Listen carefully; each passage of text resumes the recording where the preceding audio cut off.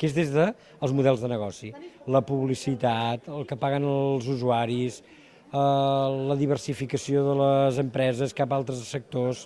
Dèiem, tot això ho hem d'estudiar-ho, i més ara en aquesta situació de crisi. Ens interessa saber si això és un invent d'ara, si no, és que si observem el que ha passat ja es veia venir, i després, sobretot, ens interessa molt parlar amb molts editors i reflexionar amb molts editors de les línies de futur, cap on aniran aquestes línies de futur. És a dir, serà el gratuït, serà l'internet, tots aquests mites, amb quins creuen els editors i amb quins no.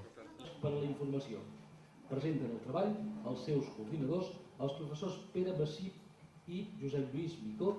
El primer que volem fer és donar les gràcies a Premsa Comarcal i a l'Agència Catalana.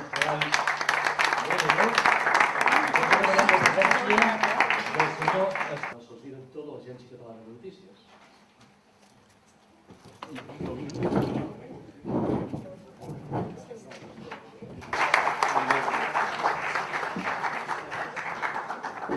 Sempre servicis, però de seguida cap als autocars, perquè anem ja cap a l'hotel. Hi ha un autocar al mateix lloc. També tenim una cosa per fer. Aquella també s'ha polivalent. Aquest tema s'havia d'estudiar.